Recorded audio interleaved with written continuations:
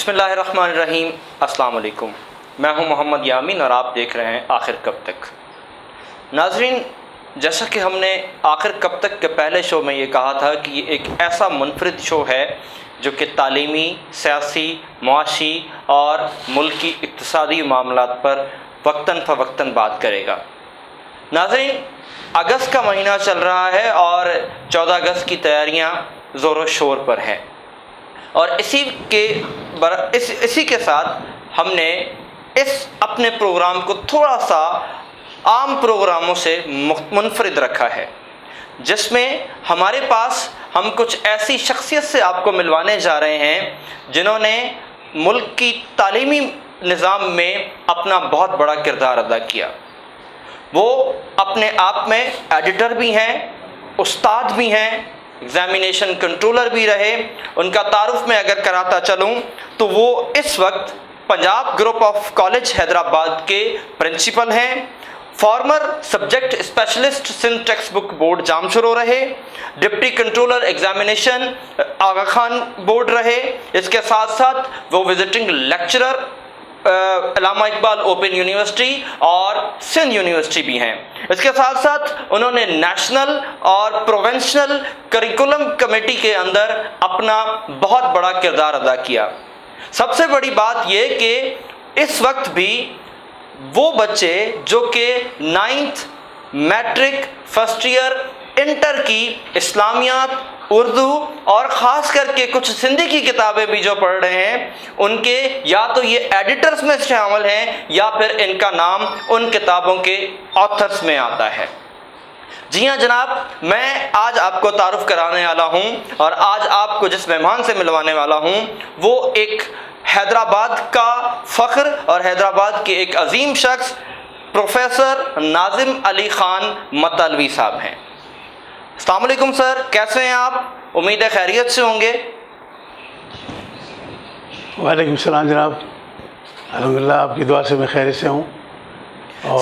سر اتنا بڑا آپ کا تعارف جو میرے پاس لکھا ہوا ہے، میں تو وہ پروگرام کے وقت کی قلت کی وجہ سے بتا بھی نہیں سکا۔ یہ کس طرح اس تعلیمی میدان میں آپ نے قدم رکھا اور خاص کر کے آپ اردو کے سبجیکٹ اسپیشلسٹ کی حیثیت سے آپ نے تعلیمی میدان میں قدم رکھا، اور اس کے بعد پھر آپ انگلش کی کتابوں کے ایڈیٹر بھی ہیں، آپ سندھی کی کتابوں کے ایڈیٹر بھی ہیں، نیشنل کریکولم کمیٹی میں بھی آپ نے کام کیا۔ تو اپنے اس سفر کے آغاز سے لے کر اب تک کو تھوڑا سا اپنے کچھ جملوں کے اندر بیان کیجیے گا۔ شکریہ جناب، بہت بہت نواز صاحب کی۔ میں تعلیم میں کس طرح سے آیا، ایک تو وجہ یہ ہے کہ تعلیم میرا خاندانی پیشہ ہے۔ والد صاحب علی گڑھ میں پڑھاتے رہے، تو علی گڑھ میں پڑھانے کی نسبت سے یہ ہوا تعلق کہ ہم سب خاندان کے جتنے بھائی تھے، ہم بھابھی ہیں، بھائی، بھتیجے، یہ تمام لوگ تعلیم ہی سے وابستہ ہیں اور رہے۔ کچھ انتقال کر گئے، والد صاحب علی گڑھ میں تھے، والد انتقال کر گئے۔ بہرحال علی گڑھ سے ہم تعلق ہے ہمارا، اور علی گڑھ میں تعلیم سے تعلق رہا ہمارا والد صاحب کا، اور پاکستان بننے سے پہلے وہاں رہے، پھر ہم پاکستان یہاں آ گئے۔ میری پیدائش انڈیا کی ہے، خیر پاکستان سے بعد یہاں آئے، حیدرآباد سے ماتلی پہنچے، اور جب سے ماتلی ہی میں ہمارا آبائی شہر رہا اور آبائی گاؤں رہا ہمارا۔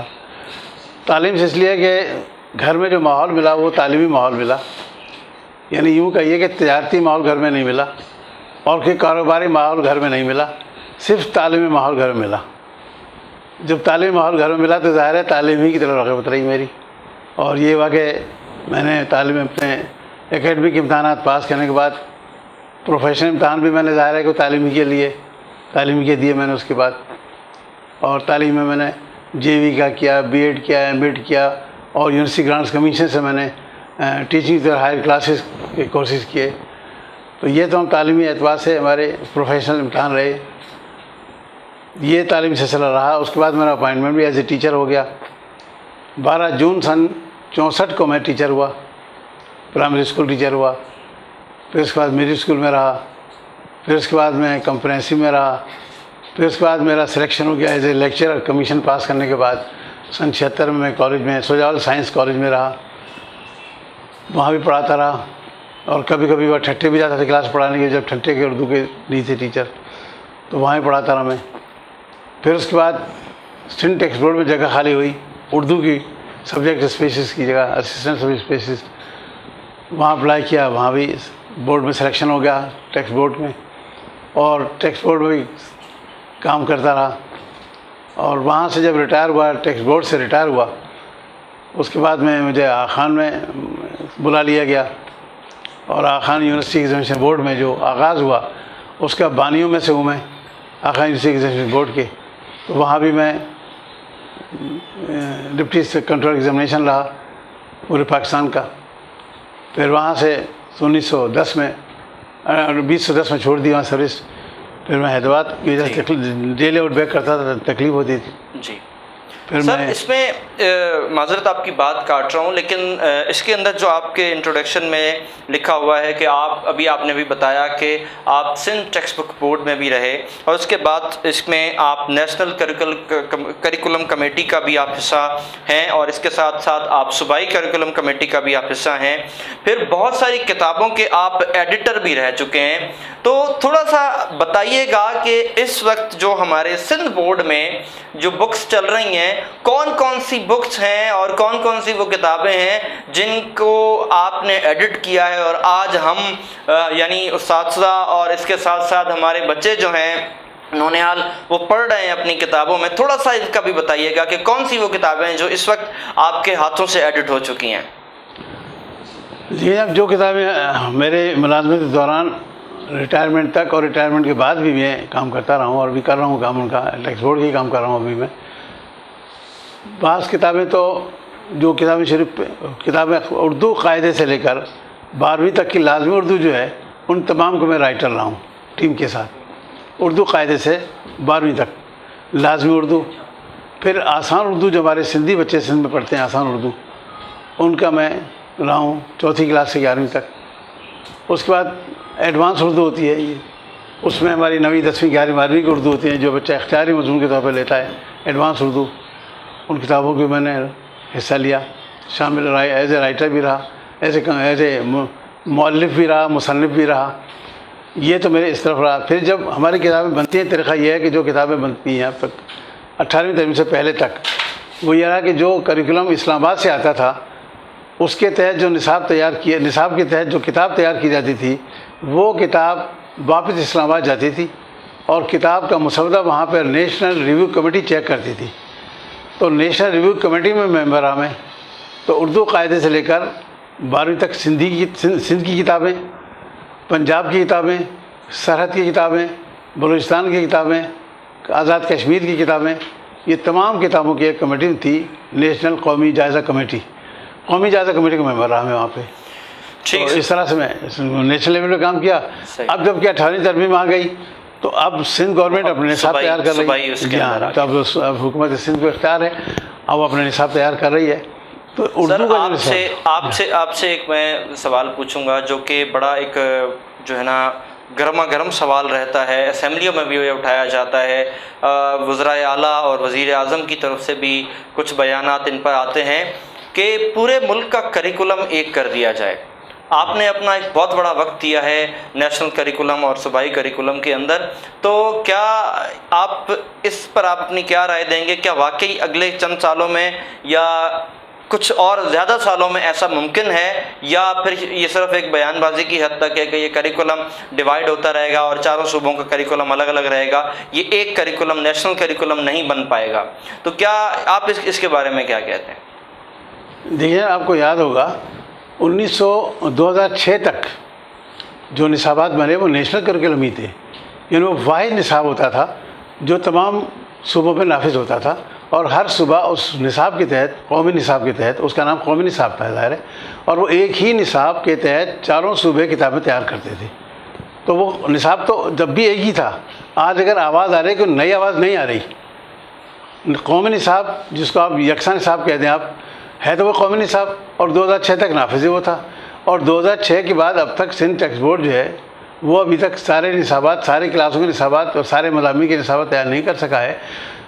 تو اب تک بعض کتابیں سندھ ٹیکسٹ بورڈ کی بھی چلی ہیں، وہ 2006 کے تحت ہی چل رہی ہیں، لیکن سندھ ٹیکسٹ بورڈ نے اب نیا نصاب تیار کر لیا اپنا، پہلی سے پرائمری تک کا، تو 18ویں تعلیم کے بعد چونکہ صوبوں کا اختیار ہے نئے نصاب بنانے کا اپنے، لہٰذا سندھ ٹیکسٹ بورڈ نے بھی اپنے نصاب ہر مضمون کے تیار کیے، اردو کا بھی تیار کیا، اور اردو کا نصاب بنانے میں ظاہر میں شامل ہوں اس کے اندر پہلی سے 5ویں تک کا جو اردو کا نصاب بنا، پھر اس کے بعد سندھ ٹیکسٹ بورڈ کا نیا نصاب ایک اور بنا، 11ویں 12ویں کلاس کا اردو کا نیا نصاب بنا، اس 11ویں 12ویں کا جو اردو نصاب بنا اس میں بھی میں نصاب سازوں میں شامل ہوں ٹیم کے ساتھ، اور اس کے بعد کتابیں تیار کرنی شروع ہوئی، تو سندھ ٹیکسٹ بورڈ نے نئے نصاب کے تحت جو ہمارا صوبائی نصاب کے ہیں سے اس میں ہم نے اردو قاعدہ تیار کیا، پہلی کتاب تیار کی، دوسری کتاب تیار کی جو نافذ ہو چکی ہے، اور اب تیسری چوتھی کی بھی تیار کر دی ہے، وہ بھی نافذ ہونے والی ہے، وہ چھپ گئی ہے اور انشاءاللہ آئندہ سال بچوں کے ہاتھ میں ہوگی، اور 5ویں کتاب ہے وہ بھی پروسیس میں ہے، لیکن ساتھ ہم نے 11ویں کتاب کی چونکہ 11ویں کا کلب بن گیا تھا ہم نے، تو 11ویں کے نصاب کے تحت ہم نے 11ویں کی نصاب کی کتاب بھی تیار کر دی ہم نے،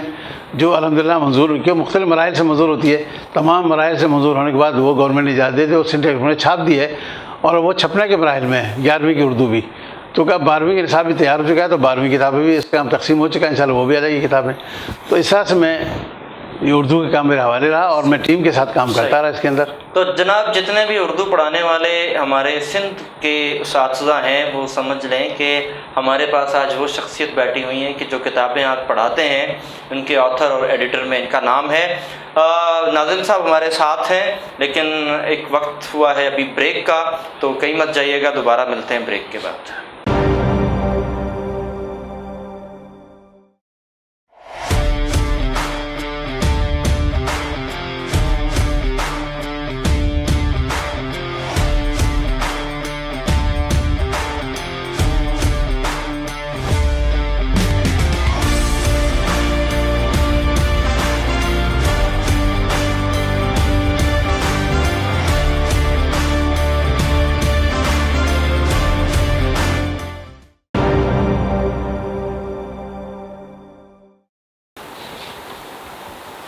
ویلکم بیک ناظرین، ناظر ملک خان مطالبی صاحب ہمارے ساتھ ہیں، اور 14 اگست کا مہینہ چل رہا ہے، تو حیران کن بات یہ ہے کہ آج ہمارے ساتھ وہ شخصیت بیٹھی ہوئی ہیں جو عمر میں پاکستان سے بڑی ہیں۔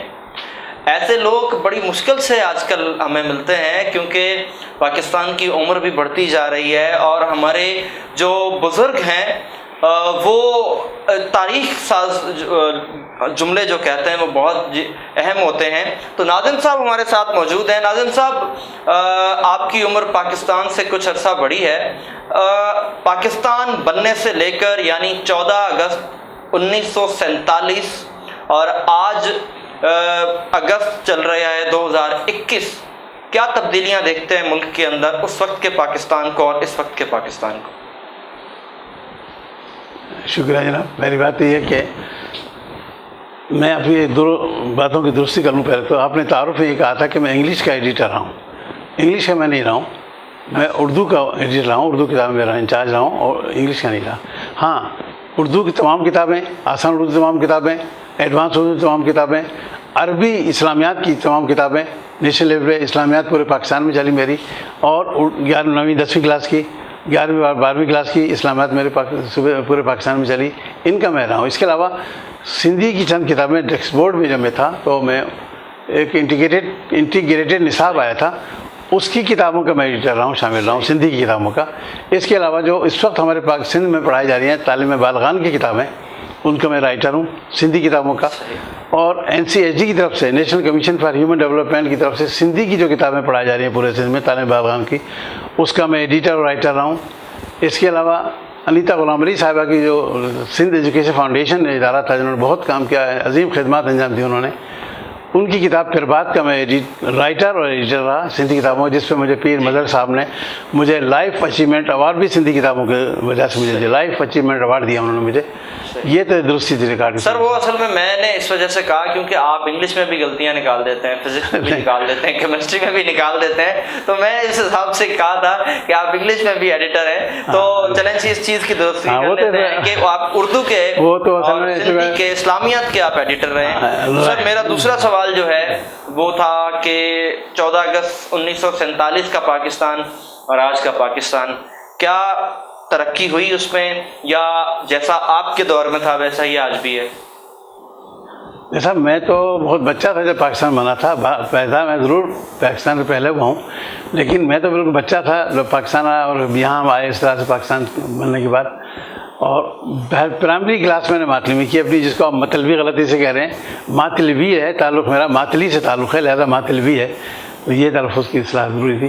تو میں وہاں پرائمری اسکول میں پڑھتا رہا، اور ماتلی میں جو پرائمری سے لے کر ہائی اسکول تک جو 14 اگست کی تقریبات تھیں وہ یادگار تقریبات تھیں ہماری، بہت عمدہ تقریبات تھیں ہماری. اس کے بعد میں کالج میں بھی رہا، ٹرنو خان کالج کے فاؤنڈر اسٹوڈنٹ میں سے ہوں میں، وہاں بھی تقریبات ہماری ہوتی رہیں. تو یہ تمام تقریبات میں نے دیکھی کہ وہ تقریبات، اس میں اتنا جوش اور جنون اور جذبہ کار فرما ہوتا تھا، استادوں کی طرف سے بھی، شاگردوں کی طرف سے بھی. پورے شہر میں ہم وزٹ کرتے تھے. ہمیں یاد ہے ہمارے ہیڈ ماسٹر صاحب احمد علی انصاری صاحب ہائی اسکول کے ہیڈ ماسٹر تھے ہمارے، تمام شہر میں ہمارا جلوس نکلتا تھا، ہم لڑکے جلوس میں جاتے تھے وہاں. اور مختار کار آفس میں تقریریں ہوتی تھی، پہلے ہائی اسکول میں تقریر ہوتی تھی، پھر مختار کار آفس جاتے تھے وہاں تقریر ہوتی تھی، پھر وہاں سے لائن میں جا کے اسٹیشن جاتے تھے وہاں، اور پھر وہاں کے سلامی کے طور پر ریل گاڑی سے ہم سلامی ہوتی تھی ہماری. اس میں نیچے کچھ ایسے بم ٹائپ کی چیزیں رکھ دیتے تھے، وہ جب ریل گاڑی چلتی تھی تو پٹاخے نکلتے تھے اور گویا کہ سلامی دیتے تھے وہاں پاکستان. اس وقت پاکستان کی سلامی ہم دیتے تھے، ہمیں یاد ہے، اور جھنڈا ہمارا اٹھتا تھا وہاں پہ اسٹیشن پر.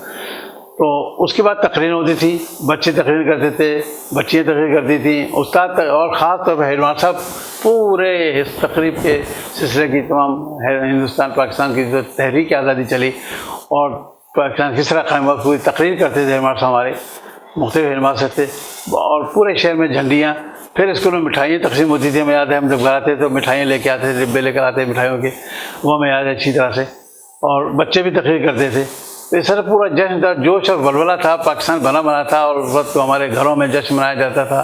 ظاہر ہمارے بڑے موجود تھے اس وقت، جنہوں نے پاکستان بننے کے بعد نعرے لائے تھے، اس وقت قائم تھے، وہ بھی تھے اور لوگ بھی تھے. تو سب کے گھروں میں، بازاروں میں، اسکولوں میں، طلباء میں، استادوں میں بڑا جوش اور ولولہ ہوا کرتا تھا. سر کیا وہ جذبہ، جوش اور جذبہ آپ کو آج کی یوتھ میں نظر آتا ہے؟ میں سمجھتا وہ جذبہ اب نہیں رہا اتنا. اس کی وجہ اس لیے کہ ادارے اتنے جوش خروش سے اب 14 اگست نہیں مناتے. جس طرح بچے تقریریں کیا کرتے تھے، 14 اگست کے دن تقریریں ہوتی تھی ہمارے، یعنی کہ 14 اگست کے بعد پورا مہینہ ہوتا کم، 14 اگست کے دن ہمارے تقریر ہوتی تھی. اور 14 اگست کے دن آج کل بہت کم تقریریں ہوتی ہیں. اس کے بعد 14 اگست کی تقریریں پاکستان کے والے تقریریں ہوتی رہتی ہیں مختلف دور میں، 14 اگست والے دن نہیں ہوتی تقریریں. یہ ایک عالمیہ ہے. اور وہ بچے جوش و ولولہ پہلے ہوا کرتا تھا، استاد دیتے انہیں بتاتے تھے، پوائنٹس دیتے تھے، اور استاد ان سے چیک کرتے تھے تقریروں کو. اب بھی بچے چیک کرتے ہیں، استاد بچے بناتے ہیں، استاد چیک کرتے ہیں. لیکن وہ کیا جائے کہ اس آج کی نوجوان نسل جو کہ پاکستان جو ہے وہ ان ملکوں میں شامل ہے جس میں سب سے زیادہ یوتھ ہے، لیکن اس کے باوجود بھی وہ جوش و جذبہ نہیں ہے اس ملک کے لیے. کیا کیا جائے؟ تعلیمی اداروں کو اور سرکار کو کیا کرنا چاہیے کہ وہ دوبارہ عوام کو یا ہمارے نوجوانوں کو اس موڑ پہ کھڑا کر سکیں کہ وہی جوش و جذبہ دوبارہ نظر آئے؟ دیکھیں، پاکستان جس مقصد کے لیے تعمیر ہوا تھا، بنایا گیا تھا پاکستان کا مطلب کیا؟ لا الہ الا اللہ. آپ یہ دیکھیں پورے معاشرے میں، آپ بھی جانتے ہیں معاشرے کے فرد ہیں، کس قدر اسلامی کے بارے میں آواز اٹھ رہی ہے. خود نصاب کے بارے میں اسلام میں آوازیں اٹھ رہی ہیں کہ نصاب میں یعنی کتابوں سے وہ تمام چیپٹر نکال دیے جائیں، درسی کتابوں سے، زبان کی کتابوں سے، انگلش سے، اردو سے، سندھی سے، کہ جس میں صحابہ کرام کا ذکر کیا جاتا ہے، تحریک آزادی کا ذکر کیا جاتا ہے، اسد کا، مجاہدین اسلام کا ذکر کیا جاتا ہے.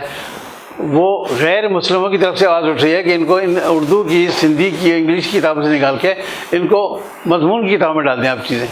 حالانکہ اردو کی ایک ایسا ہے کہ اردو پھر کیا پڑھائیں گے آپ؟ اردو صرف اردو کا گرامر کا نام اردو ہے کہ صرف؟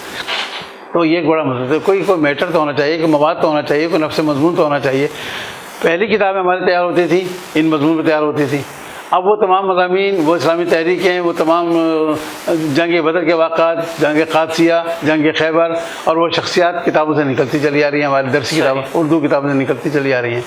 وہ جو ولولہ جو ہمارا تھا کہ تحریک پاکستان مقصد کا لا الہ الا اللہ، وہ لا الہ الا اللہ کہ آپ دیکھیں بازار میں کیا آزادی پھیلے ہر چیز کی. آپ ہر جگہ دیکھ لیں کس طرح فرے و مکاری جگہ کام ہو رہا ہے. کورٹیں بھری ہوئی ہیں کیسوں میں. بہت سے مجرم دیکھتے ہیں اپنا آنکھوں سے مجرم، لیکن کہیں سزائیں ان کو نہیں مل رہی ہیں. یہ تمام باتیں ہم افسوس ہو رہا ہے کہ جو مقصد قائد اعظم کا تھا، جو مقصد پاکستان بنانے والوں کا تھا، اور ہم جس مقصد کے لیے ہم نے یہاں ہجرت کی پاکستان میں آنے کے بعد، وہ چیز ہمیں نہیں ملی یہاں پہ۔ ہمارے ساتھ تھے، بڑا اچھا تعارف تھا ان کا، بہت زیادہ انہوں نے اپنے اس ملک پاکستان کے لیے خدمات دیں، اور یقیناً آج ان کو بلانے کا مقصد بھی یہی تھا کہ ملک پاکستان کے لیے جن لوگوں نے خدمات دیں، اسپیشلی حیدرآباد نیوز کی طرف سے، حیدرآباد میں شہر سے جو لوگوں نے، جو اس وقت ہمارے پاس اس ملک پاکستان کے لیے جو کام کر رہے ہیں، ان کا تعارف کرانا، ان کو لے کر آنا، یہ ہمارے لیے اعزاز کی بات ہے۔ آخر میں بس اتنا ہی کہوں گا کہ 14 اگست سر پر ہے، تیاریاں جوش و خروش سے ہیں، یقیناً 14 اگست کو منائیں، لیکن اس مقصد کے ساتھ منائیں کہ یہ ملک ہے تو ہم ہیں، یہ ملک ہے تو یہ ہمارے نعرے، ہماری عزت، ہمارا وقار، ہمارا فخر اور ہماری آزادی موجود ہے۔ اگر اب بھی کسی کو اس بات پہ شک ہے تو ذرا ان غلام ملکوں میں جا کے دیکھ لیں کہ جہاں کے لوگ کھانے کو، پینے کو اور سکھ کی سانس لینے کو ترستے ہیں۔ اسی کے ساتھ اجازت دیں، اللہ حافظ ناصر۔